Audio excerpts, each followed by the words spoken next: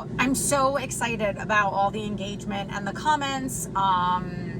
And they're not always things that I agree with, and people don't always agree with me, and that's okay. So I think messaging back and forth in a comment thread on YouTube, like any social media forum, is not always conducive for accuracy. You might assume that the tone is something that it's not, so tonality gets lost in translation. The actual meaning behind the words can get lost in translation. So a gentleman just got frustrated with me. He was the one in the comment thread that was talking about grooming women, which to me is horrific. You know, grooming is like training. And I don't think a man appreciates it when a woman's like, well, we just have to train our men. And a man saying, well, we just have to groom our women. First of all, it's like very pedophilic in nature. And no, we're not circus animals, men or women. And I just don't think it's respectful. But I was super respectful to this guy. And then he got frustrated with something and was like, I will not engage with you anymore, as if I was like being mean and heartless and cruel and like cursing him off or something. But whatever. One of the things that he asked me, and the reason for this video, was he said, what are your qualifications for speaking on something about how a father raises a daughter, or the positive attributes that a father passes on to a daughter. And I gave him my professional qualifications. So I wanted to come on here and just talk about my professional qualifications. I'm not just some random person that decided to get on YouTube and talk about really prolific, intense issues occurring in the world. So, I am a certified elementary school teacher. I love and actually miss working with kids, but because I am more of an innovator and a pioneer and a maverick, I hated being enclosed in four walls. I hated being inside a classroom. I saw very early on, before it actually started to become more prevalent, that creativity and autonomy was being sucked out of these school systems. Teaching to a standardized test, I don't believe in. It's not my jam. And I kind of really lost my love and luster for teaching because I felt like it was taking a turn for the worst. First of all, we shouldn't be under artificial lights all day, nor should children. We should not be breathing in filtered air all day. Kids should not be beholden to a desk. I think that there is a confusion between the mass diagnosis of there's all these mental health disorders and there's this mental health crisis, and the fact that we are completely annihilating kids' physiology.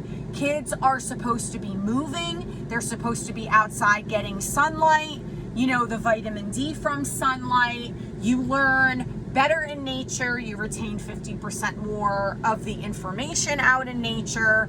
So if I could dial it back and go back in time, I would have definitely went to school for outdoor education, like 110%. I love forestry schools. I love wilderness-based schools. I'm a big fan of homeschooling, but I do think that like somebody like my youngest daughter would not have done well being homeschooled. Way too social. She needed to be around kids all the time. And I know that there are co-op groups and that the kids are constantly doing things more so now than back in the day. I think COVID shifted a lot, but I still don't think my youngest daughter would have done well being homeschooled. My oldest daughter would have rocked it.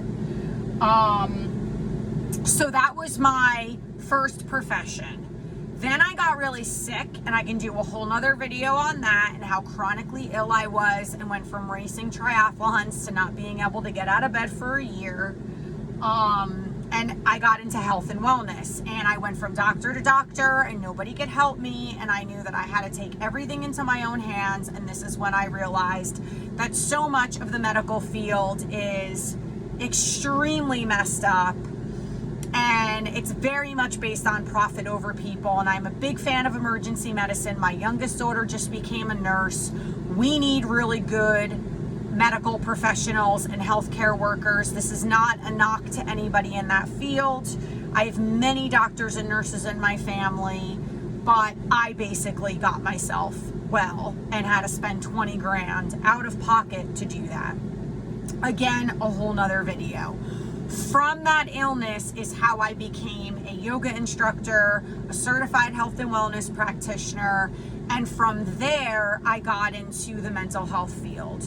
So I worked in higher education for 6 years. I managed an acupuncture office because he became my acupuncture when I was chronically ill. So I managed his office for 2 years. I worked in 2 different health food stores. I had my own demo company. I was a sales rep for natural and organic products for 2 years. So big box stores like Whole Foods and Wegmans were my accounts. I would go into boardrooms and I would do actual presentations, educating the staff on products. So I was a product educator. I was a demo specialist. I had my own demo company. So I was a broker. I picked up my own lines. I've run the gamut in things that I've done. I've worked for Challenge Island, another educational company, as an independent consultant and the lead teacher. I was the director of a kids camp, but onto the mental health, which is how I got here. So I'm halfway through a master's degree to become a licensed clinical mental health therapist. That is on hold for very specific reasons. I will not bore you with why, but I am very eager to find a school who will take all of my credits or most of my credits, which is the holdup, and finish my degree. I do think that the mental health field is extremely upside down right now. And there's a part of me that just wants to finish what I start, get my licensure, and then do my own thing, which is partially why I'm here, because I think for myself. And I'm not going to get sucked into the things that are being laid out for us, which I think are very agenda-based. And that's all I'll say about that right now. So I worked in a counseling center for a year during COVID, and then the addiction field was my jam. And I worked in an intensive outpatient program for co-occurring disorders, which means that they had a addiction-based clinical diagnosis and then a mental health clinical diagnosis. So it would look something like, this person is a meth addict. I kind of hate that word, but to shorten this video, and just for these purposes, they could be a meth addict and then be bipolar, or they could have a cocaine addiction and be schizophrenic.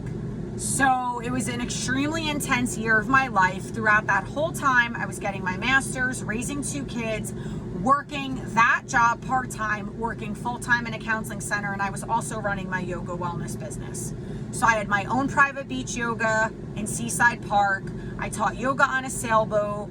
I have multiple yoga certifications. One of them is trauma informed because the trauma field became my jam. I am mental health first aid certified. I am telemental health certified. I am a smart recovery certified facilitator. I am a certified peer recovery coach. I have a lot under my belt. So if you want to know who this random chick is on YouTube spewing all of these things, there you go. Those are my qualifications. I feel like I am qualified to speak about these things. I feel like I am being as unbiased as possible, but with that said, we all have biases, all of us. And the people who are like, oh, I'm so unbiased, I'm so not judgmental, you're full of shit. Because human beings are all judgmental. I don't care what anyone says. At the bare bones of it, love is a judgment. Because if you're not loving somebody, then what are you doing? Right? If you don't love it, if you don't love somebody, then there's another feeling and emotion attached to that. So, yeah, I mean, that's just a little bit about me. I thought that I had this all written out on my channel, and I took all my credentials off because I didn't know who was reading it. I didn't know who was paying attention. I didn't know if anybody really cared. I mean, I care when I'm like vetting people on YouTube. I'm kind of like, oh, do they, like, how do they know what they're talking about? I've been submerged in the health and wellness field for over 20 years. I am a person who has not used a microwave in over 20 years. I don't watch TV. I essentially raised my kids without TV. I've eaten organically for a really long time. I got very invested into that whole genre well before it was big. Like I had so many food allergies that I was gluten-free, dairy-free, soy-free 20 years ago, when you had no choices at a health food store. You were like eating chalk. So if you're somebody with a ton of food allergies, be thankful that you're going through it now, because trust me, back then, very few choices, very few. So that's a little bit about me. I raised my kids on acupuncture, homeopathy, herbs. They never saw the doctor. I actually quit my whole life in New Jersey. So my last 2 jobs in New Jersey was working in a counseling center and working in that intensive outpatient program in Lakewood, New Jersey. And I became an organic farmer. So I farmed for 3 months. Farming is very humbling. I do believe that you can pay the farmer or the pharmacy. I do believe that it is possible to eat healthy on a budget. I do believe that taking care of yourself should be everybody's priority. I do believe that there is an agenda out there that's creating a lot of unhealthy behavior. And the fact that you could go to McDonald's or Chick-fil-A and eat for, dollars, and then you go to get like a grass-fed steak that's now like $20.99 a pound is crazy. I mean, to me, that says a lot. So again, I've been invested in this for a really long time, and I do have some credentials to back me up. One of the last things that I was getting into before I had to cease my master's, and the only reason why I stopped seeking the master's program was because the school's in New Jersey, and they're one of the only colleges, universities that didn't stay online with their counseling program after COVID, which is very strange to me. So I was getting into a lot of relational psychology and family dynamics, and I was actually debating between specializing in the addiction field or family therapy, or like relational therapy, because I love the dynamics of relationships. I love understanding what makes people tick, what triggers people, what sets you off, what lights you up. I love human beings. I love humanity. People can be really irritating, and I'm deeply introverted, and I always need to put myself in a bit of a timeout and like hunker down and get into my hobbit hole and take a breath and take a day to myself. But I really love people, and I think that we need to move deeper into connection and community. And people are like, oh, like somebody just accused me of like, who are you to like have a channel telling men how to think and feel? That is so not what I'm about. You're gonna see videos on a lot of other things. What's getting a lot of attention right now is me talking about men's health and wellness. For whatever reason, I've hit a hot spot. I used to focus solely on women. All of my wellness retreats were women only, and I focused on building women up. And the deeper I got into the mental health field, and the more that I saw, especially during COVID, men's rate of death by suicide or attempt of suicide going up and up and up, it really broke me up. And you're talking to somebody who came from a home with abusive men and an abusive ex-husband. I've never really had positive male role models. It's been a little bit brutal. And so I don't understand why I'm being attacked, because I am not attacking men. I'm coming from the place of curiosity and wanting to hear your thoughts. You don't have to agree with me at all. Like, this is an open discussion. Be respectful. You don't have to come at me accusatory, but I really want to solve the problems between men and women. And I think it's possible. Anything is possible.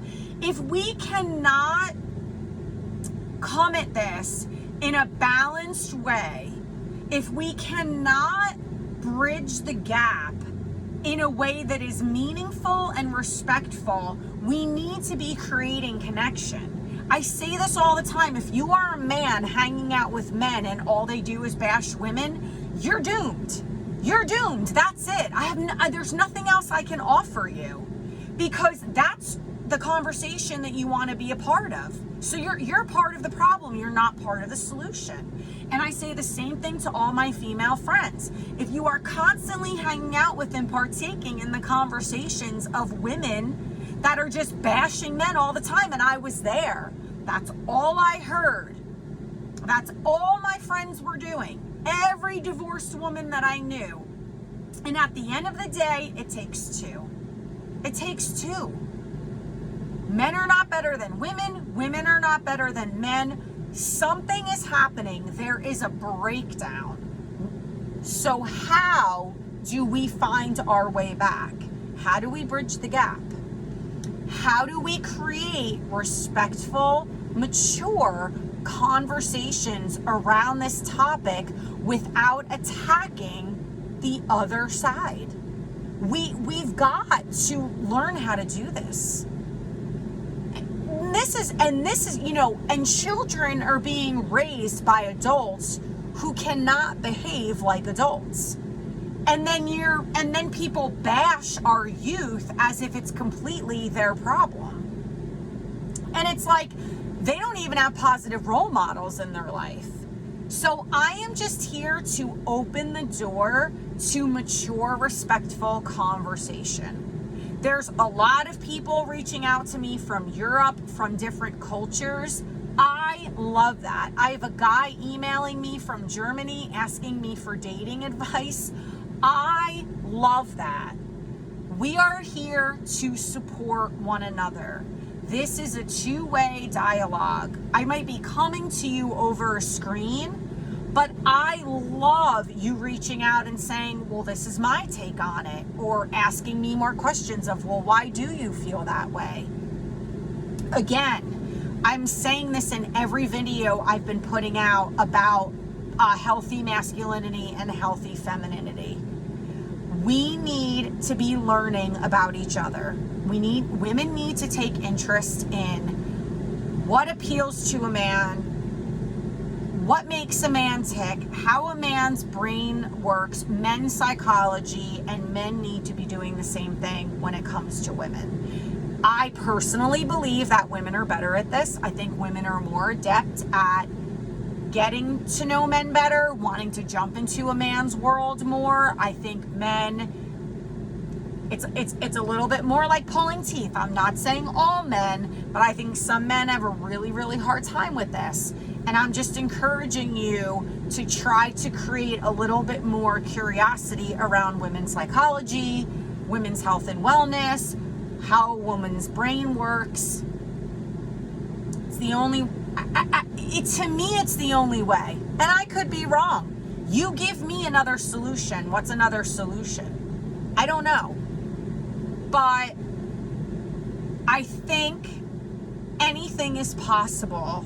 And I think I have worked overtime to become a high value woman, so that when you're around me, I'm offering you something. Whether you're my friend, whether you're my colleague, whether you're my client as part of because I run a business, I want to provide value in every single relationship that I have.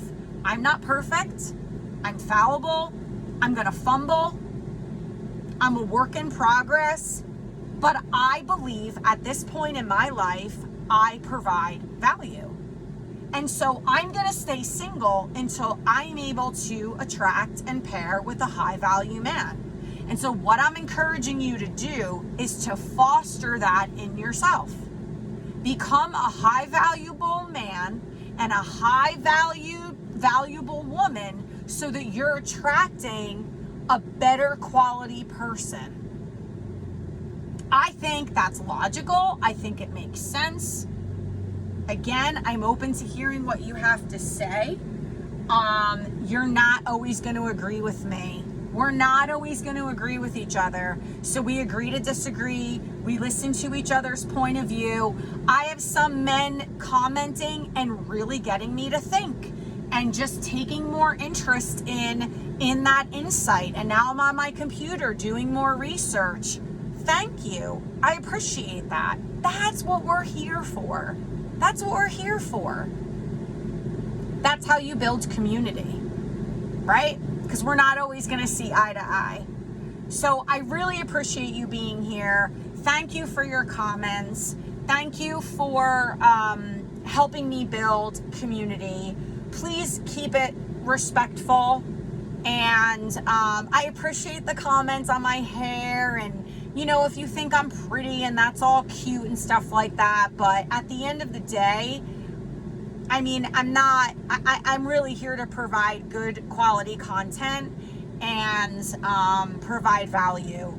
I'm going to look back on these videos in 5 years and go, oh man, Carrie, you were a disaster and you could have done so much better. I know this could all be better. It's not a professional background. It's not a professional setup. I can't afford all the fancy cameras. I have no idea how to do those fancy thumbnails so that it looks professional and good.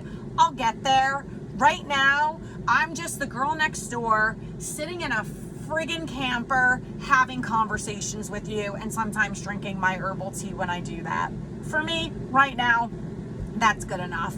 Thank you so much for being here. I hope that clarifies a little bit of who I am so that there could be less questions about like, well, who are you to talk about this? And if you're a man listening, and it seems like I'm attracting more men these days who are interested in what I have to say, I'm not telling you how to act. I'm not telling you how to be. All I'm doing is opening the conversation and the door between men and women so that we can find more of that gray area and we can start to heal and repair a lot of the polarity between us, because it's not helping society move forward, and it's really harmful for our children to be witnessing this. And it pains me. Like, it actually makes me deeply sad. Thank you again for being here. Love ya.